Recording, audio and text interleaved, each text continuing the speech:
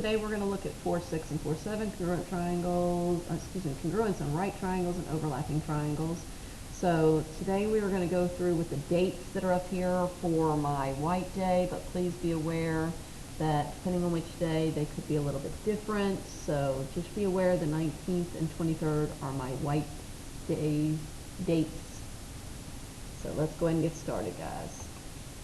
So today we're going to prove triangles congruent using a fifth method. Don't forget, so far we have side, angle, side, side, side, side, angle, side, angle, and angle, angle, side. Today we're going to add HL to this, but we're going to have a little star beside it because you need to understand that hypotenuse leg only works in right triangles. Again, this only works in right triangles. So first, let's remind you, we've done this once before this year, but let's make sure you remember. This is going to be a right triangle. The side across from that right angle is going to be called the hypotenuse.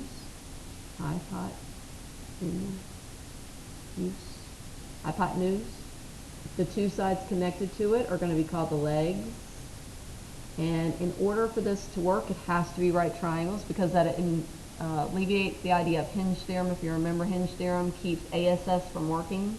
But now we have an angle, a side, and a side, and we're going to say it works. But this only works in two right triangles, right? Because it keeps the relationship the same. So we could say that these triangles, if I go X, Y, Z, then for the other triangle, I would have to go triangle M, L, N. And those two triangles will be congruent by hypotenuse leg theorem. We can just call that HL for short. It is an accepted abbreviation. So again, this is a fifth way to prove triangles congruent. This lets you skirt around the idea of the ASS not working, okay? But it only works in right triangles, and they gave it a different name so you didn't have to cuss. Okay, so let's keep going. So here's a proof to prove triangles congruent using that HL. First, you have to prove the right triangles in order to prove that they are going to be congruent by HL. So we have this number one, this angle, PRS is going to be congruent to angle PRT, which they've already marked on here very conveniently, and it was just one of the information pieces they gave us, so number one is given. Number two says that PRS is congruent to PRT, and they are right angles. Guys, they're right angles right there because we have two lines that are cut in half, two angles that are cut in half right here on a straight line. That means these lines have to be perpendicular to each other, therefore these are going to be right angles. So number two is going to be definition of perpendicular lines. Again, in Yan you have two of them being congruent on either side where they intersect. You're going to have perpendicular lines. That means you're going to end up with right angles. Number three, if they're right angles, guys, then lo and behold, they have to be right triangles. And that's very simple. It's just from the definition of a right triangle.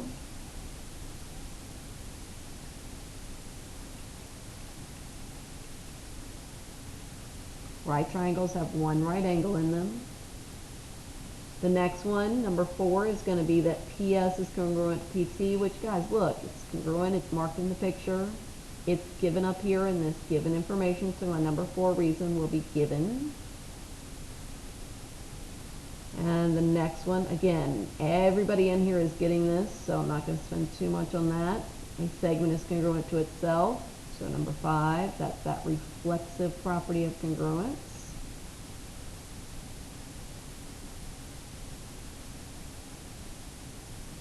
And finally, those two triangles would be congruent. You don't have to reinvent the wheel. They already give it to you. And the reason would be, looking at our picture, we have ASS, but this is a right triangle, so ASS is called HL in right triangles. So it's just an additional way to prove triangles congruent, guys. It only works in right triangles, though, so anytime you see a right triangle, you should be looking for this. Okay, let's keep going. So from there, the next thing that we're going to discuss is some problems that have missing pieces of information, and we're going to use hypotenuse leg on these. So first we've got to have a right triangle, which we do. Second, we need a hypotenuse, which, guys, there is no hypotenuse marked. And third, we would need a leg, which the leg is already marked. So this hypotenuse being congruent to this hypotenuse is what we need. So we need MO to be congruent to, if I go MO, guys, I got to go QR. For this one, for hypotenuse leg, if I'm doing HL, I don't even have that they are right triangles. I do have an hypotenuse congruent to an hypotenuse. I do have a leg congruent to a leg. What I don't have is that these are right angles. So I need to know that angle Z and angle T are going to be right angles. Not that they're going to be congruent, but they are right angles. Guys, if they're not right angles, you don't have a hypotenuse and you don't have a leg. So that doesn't work if it goes that way. So from there, the next thing they're going to do is say, if these are proven congruent by hypotenuse leg theorem, what do the values of x and y have to be? Well, guys, if this is a right angle, just like on this picture, this has to be a right angle, which means 2y minus 10 would have to equal 90.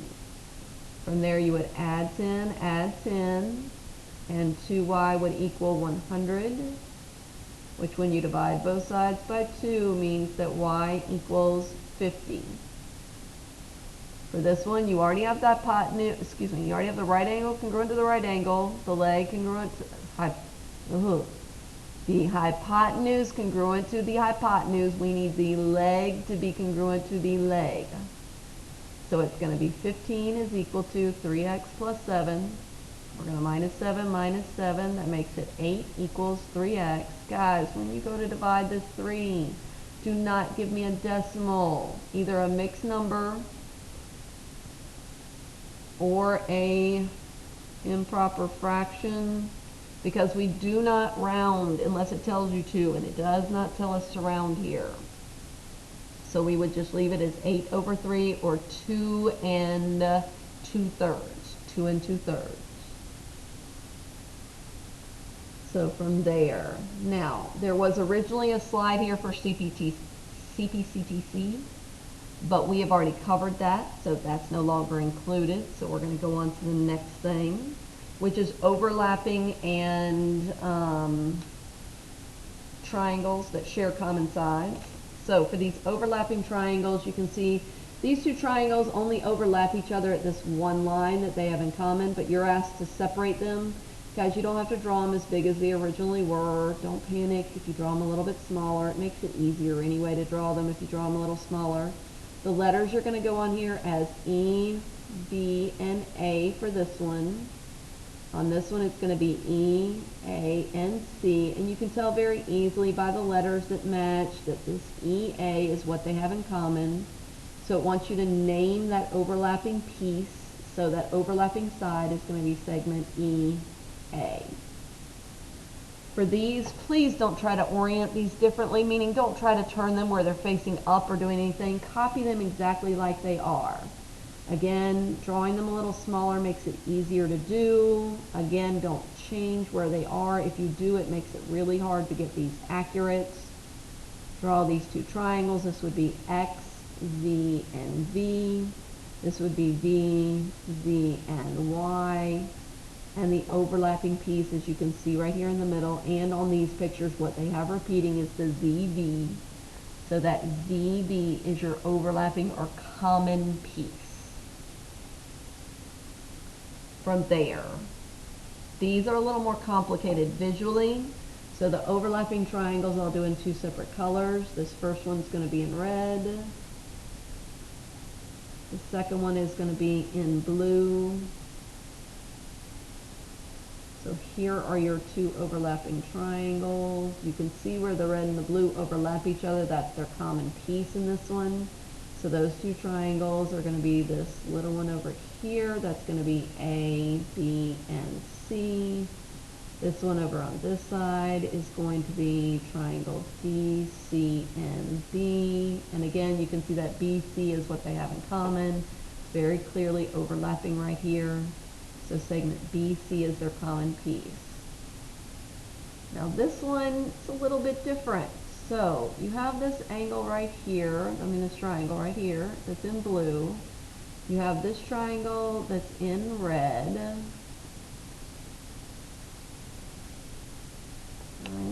So when you separate that, you've got this red one that goes like this with the letters V, X, and Z.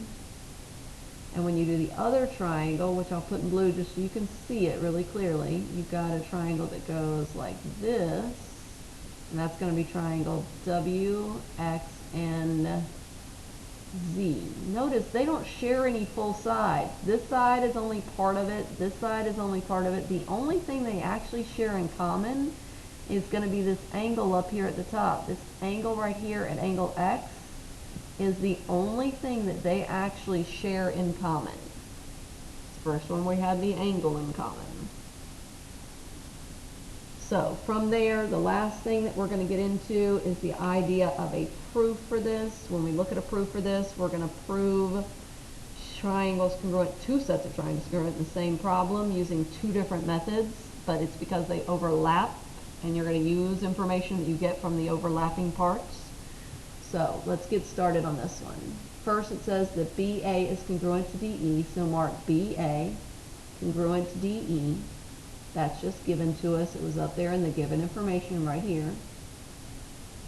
CA, this whole thing, which I'm going to draw on the outside so that you don't get confused with the little pieces or parts. It's easy to mark and then you don't know what it's for, so I'm drawing it on the outside.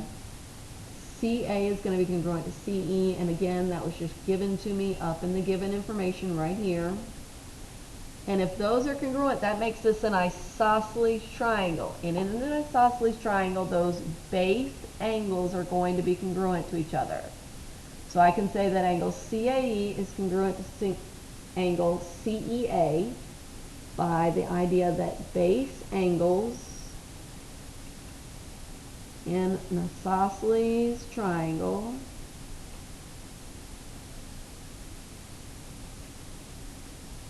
are congruent. Guys, base angles in an isosceles triangle are always going to be congruent. Now, this next one everybody knows. Now you got to put 3 marks though, because we've used 1 and 2 already. So AE is congruent to itself. That's that reflexive property of congruence.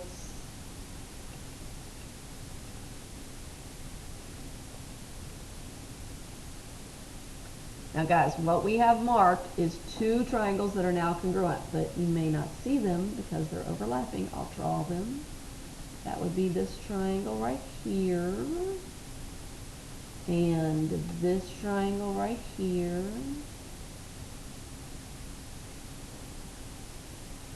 and those 2 overlapping triangles are now congruent because we have a side, an angle, and a side.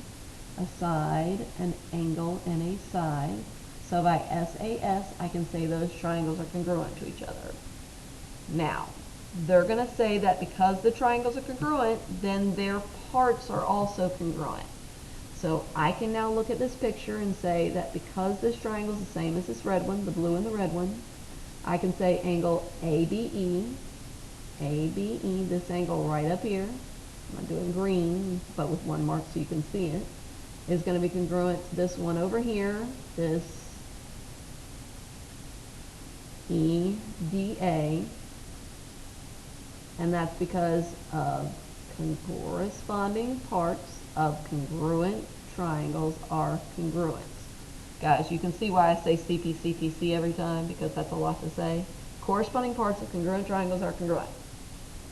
Now the next one is going to say BXA, this little angle right in here is congruent to DXE, this little angle right in here. But again, this is actually an easy one because almost all of y'all are getting this now. If 2 angles are across from each other, the reason they are congruent is because the definition of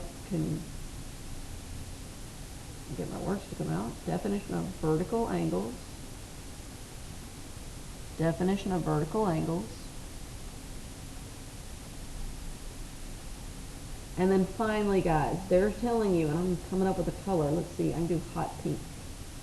This little triangle right here, BXA, is going to be congruent to this little triangle over here, DXE. Okay, and we have to figure out why. You have to look at the markings. We have an angle, and a side. Guys, that angle is not that little piece. It's the whole thing. That doesn't count for part of that. That's not a mark in that little triangle. That's a mark in the big one. So it goes this green mark right here for an angle, this green mark right here for an angle, and this blue one that was right here, which I'm covering up in pink so you can see it. So it's going angle, angle, side. That's how you can tell those two triangles are congruent. So complete this worksheet. Again, have questions ready, and I will see you next time.